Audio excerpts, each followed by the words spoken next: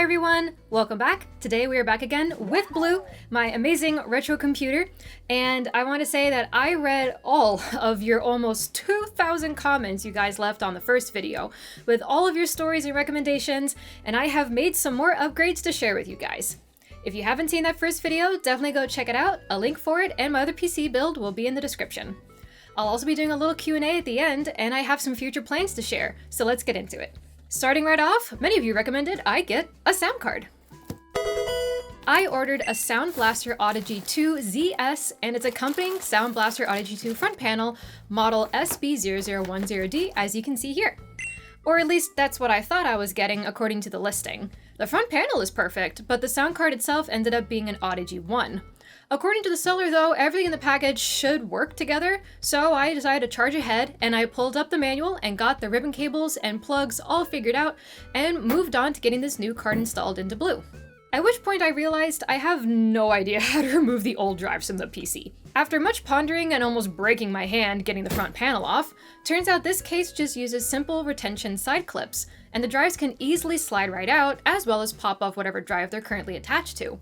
So I popped those clips off the dead drive, put them on the new front panel, and installed that into the same slot. I plugged the power cable in, took out this extra adapter since I wasn't using it anyway, and installed the sound card into the PCI slot. Or at least I tried to until I realized that the ribbon cable was just a little bit too short to reach, and I had to move the front panel to a different slot. So back to ripping off the front panel, it's fine, don't worry, and switching the sound panel and the DVD. And wouldn't you guess, not only could I not see anything with the DVD drive in place in order to plug in the cables to the sound panel, but the power cable for the DVD drive didn't reach it in that slot that it was now in. So I took the front panel back off again, removed the DVD drive and the back of the case so that I could see what I was doing, and finally made some headway plugging the cables into the new sound panel and finally getting this new sound card installed. Once that was done, I reinstalled the DVD drive into a lower slot this time, put the front panel back on, plugged in all the things, and voila! Phase 1 complete.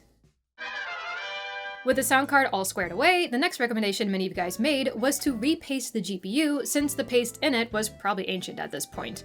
The first couple times I saw this suggestion, I was like, absolutely not. I spent way more than I care to share on that card and I was not about to destroy it. But I was able to phone a friend who happened to have the exact same card, except theirs was completely dead and they had no qualms about taking it apart.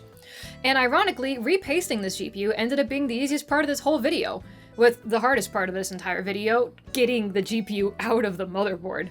You see, the release tab designed for this motherboard in order to get the GPU out was directly next to some very fragile and bendable capacitors, and completely out of my view regardless of the angle. The only way I could really get a good look at it, according to my friend, was to completely take the motherboard out of the case, which if you saw my last video was not exactly something I wanted to do again. After much stressful fidgeting, I finally got the GPU out and was able to begin the repasting. And if anyone doesn't know how to do this, at least specifically for this card, here are the steps I took. We start by unscrewing these 12 screws from the back of the GPU, and as we take them out, placing them down on the table in front of us in the same orientation that they are on the card so that we know where to replace them with later on. Next, do the same thing with these 3 screws down the side, and finally, the 2 last screws here on the I/O shield. With all of the screws removed, we now grab the 2 halves of the card where you can get a good grip and not break anything, and slowly add pressure pulling it apart until the 2 sides separate with the paste releasing. And honestly, for 2-decade-old paste, this stuff didn't look that bad, but we're here anyway and we're gonna make it new. So now we just need to clean off the old paste, reapply with new. I used up the last of my Noctua thermal paste from the last video, and gently put the 2 halves back together, lining up the screw holes on the 2 panels. To replace the screws, we want to start with these 4 specifically since they surround the die, and we tighten them in a crisscross pattern like the lug nuts on a tire, so the contact is as good as it can be between the die, the thermal paste, and the copper plate. Finally, we're going to replace the other screws according to how we laid them out and install the card back into the motherboard. And with that, phase 2 of the upgrade tinkering is complete. At this point, I brought Blue back over to the desk, installed all the drivers for the new sound card, and installed hardware info to make sure my temps were okay after the repaste, and so far it was green check marks all around. The GPU was perfectly happy, and the seller on eBay was in fact telling the truth, and the sound card with all of its cables and the front panel worked great together. After a few days of waiting, my next package arrived in the mail. This time I decided to play it safe and just buy the part complete in the box. We have here a Frutiger Aero style Dream in this TDK VeloCD CD drive, which runs at a much faster RPM than my current one. Included in the box is the original receipt from Best Buy back in the day, which is really fun to see. The drive itself, which is so cute, I absolutely love it. It's in perfect condition besides just a little bit of gunk here on the front blue, but thankfully that came right off with a bit of cleaning. And a still sealed VHS tape, ribbon cable, and its CDs. Additionally, we have the manual, a quick start guide, and oh my gosh, another giant fold-out version of a quick start guide. Oh, heck yeah. This one comes with English on one side and Spanish on the other, which is super nice. I proceeded to swap the drives out, got the power cables and the sound card all plugged in, and I'm really happy with how the two front drives look. At first, the sound panel by itself on the front looked a little out of place with the rest of the case, but with the two of them together, I think the white looked really wonderful together and looked like a nice clean unit. And testing it out, the new drive worked perfectly. Woo! The next suggestion, and something that I always meant to do but was too lazy to the first time, was install the fan adapter that came with my Zalman cooler. After plugging the cable in, I routed it down the middle of the motherboard and out the back of the case, where I then stuck it on with the double-sided tape that came with the controller. In addition to this nice fan adapter, I also decided to use the leftovers from these Noctua fans that went into my Animal Crossing PC build. They are a couple of low noise adapters which I attached to the fans at the front and back of the case to help with overall sound levels. And that concludes Phase 3, with the new CD drive and sound front panel, the Zalman fan adapter and low noise adapters, the Audigy Soundcard, and the repasted GPU. And now we are on to the final phase of Blue's upgrades, which is an actual Audigy 2 ZS Soundcard. I took out the old sound card, swapped in the new, and decided with much chagrin that I wanted to rearrange the front drives. I just didn't like how these two panels were right next to each other, and I thought it would look much better to have the two new units of panels centered nicely in the middle of the case. So I moved the sound card up to give me enough slack in the cables, ripped the front panel off, hopefully for the last time, moved the CD drive up a slot, flipped the IDE cable around for the CD drive so that it would actually reach, moved the sound panel up a slot, and proceeded to spend the next 30 minutes or so negotiating the arrangement of the ribbon cable and the other plugs, and for the last time, put the front panel back on Blue.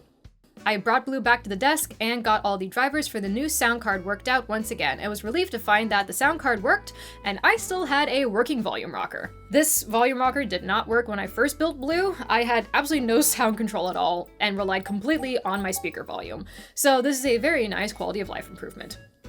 The final test was the front panel, and unfortunately, it was totally radio silent. The cable that the first seller included with the Audigy 1 card totally worked with the front panel and the Audigy 1 card, but is keyed completely wrong and incompatible for use with the Audigy 2. But for now, I've just removed the cable connecting the sound card to the front panel, and I'm going to try to hunt for the correct one so I can use the front panel again and just use the back audio jacks in the meantime. I don't want to have to keep removing the cards over and over again out of the case, since I've already done that enough and I don't want to damage the parts. Next up on our to-do list, it was also mentioned in the comments to make sure I had Doom 3 completely updated to the latest patch. So I got it updated to version 1.3.1, and now let's take a look at the new CD drive in action and what Blue looks like through my capture card.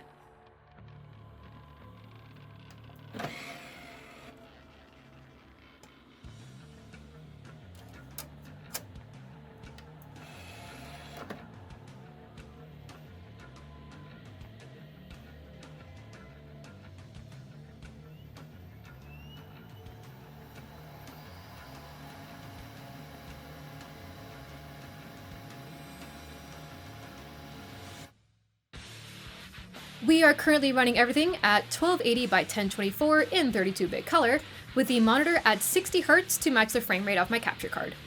Opening up hardware info, we've got the Pentium 4 Extreme Edition and the 9800 Plus, and our base temps when cloning a video signal to my capture card is 55 degrees Celsius for the GPU and 47 degrees Celsius for the CPU. Alright, let's open up Doom 3.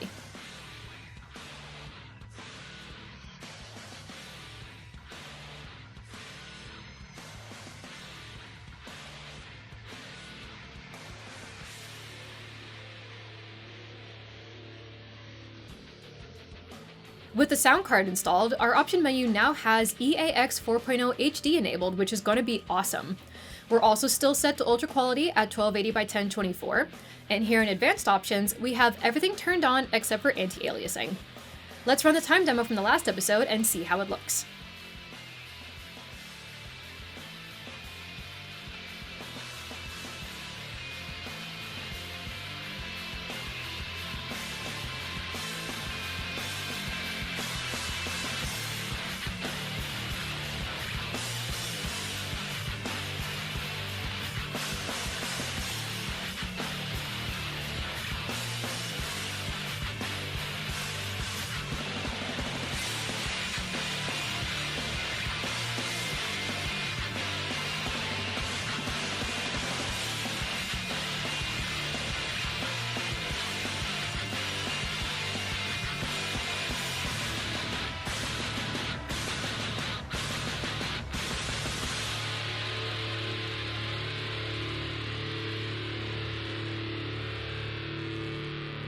So our frame rate here is lower than the 78.5 we got before, but this is intentional and due to the refresh rate of the monitor being lower, as well as having VSync enabled.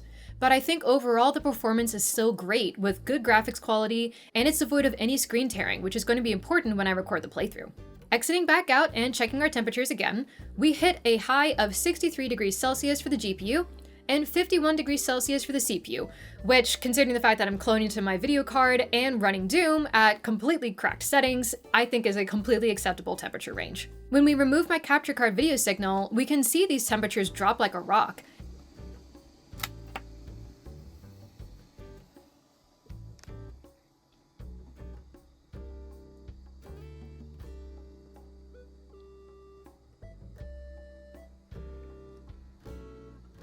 And after letting Blue cool down for a while, her temperatures idle around 44 degrees Celsius for the CPU and a nice cool 38 degrees Celsius for the GPU. That repaste worked like a dream. And finally, to wrap up all of these updates, we have a new keyboard and mouse. Now, these aren't period accurate, but I opted for this pair from Perixx for 3 reasons. I really liked their clean white look, the fact that they are actually clean and devoid of any grossness from past users, and they're wired for the PS2 connectors on the motherboard. Yes, those are actually PS2 connectors this time, not S-Video. And with that, let's move on to our Q&A. Question number 1, or rather suggestion number 1, remember to disable any defragmentation service. The OS needs to have it turned off, or else the SSD may die a horrible death. But thankfully, from my research and a rather long manhunt going through the Windows 2000 OS, this doesn't look like it's necessary. Let me explain. If we go here to Setting, Control Panel, Administrative Tools, and then Computer Management, we find the tool Disk Defragmenter. And that's it. It's a manual button that I'd have to physically click. I did double check everywhere I could to make sure no background scripts were running in 2000, similar to how they do in XP and future versions of Windows that would cause it to do it on its own in periodic intervals.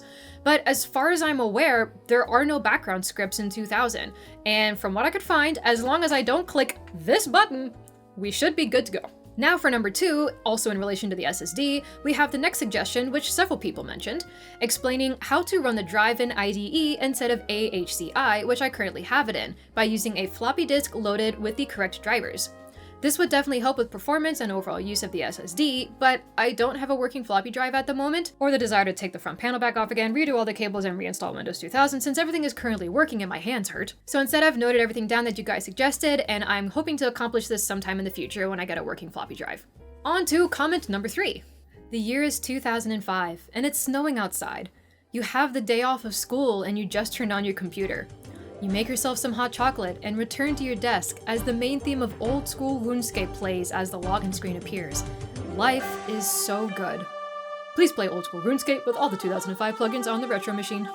That, my good sir, sounds like a wonderful idea. Alrighty, moving on to question number 4. Will you please go through those demo discs? And yes, the plan along with all the other games in the collection is to play through each one and upload the videos here on the channel. Number 5. Careful you don't catch the retro PC tinkering bug, it's a lifelong addiction. Good sir, you are too late. The next couple people were very philosophical. Is it still blue if you replace the components? Ship of Theseus build. This was a literary reference I wasn't actually familiar with, and I have to share this. Also known as Theseus's paradox, ancient philosophers asked, if no pieces of the original made up the current ship, was it still the ship of Theseus? Furthermore, if it was no longer the same, when had it ceased existing as the original ship? I think this is a really great concept and not one I really have an answer to. I feel like the main parts of blue, the motherboard and the case, keep it blue, but I can see how the more I change, the less it's the computer I grew up with. I did keep all the original parts, so I might split it into 2 different builds sometime in the future, with OG blue on one desk and blue of the future on another. Question number 7. Where 5090? Nowhere, apparently. Question number 8. Can you please check your motherboard connections, as I think you might have missed a power cable? And you, sir, would be completely correct. The connector is not plugged in like it originally was when I first obtained blue. But never fear, this is totally fine. When we checked the manual for this board, the extra connector is only included as a compatibility option for power supplies with 2x10 pin connectors. The new power supply in blue has 2x12 pin connectors, which supplies enough power that the additional plug is not needed. And our next question is, does blue run Crysis? Does it? Does it run Crysis? I really want to know, but does it run Crysis? As soon as I have a copy of Crysis, I will let you all know. And finally, on to number 10, my absolute favorite comment. Holy guacamole. It's supposed to be holy guacamole, but just the way they spelled it made me laugh a lot. I appreciate you.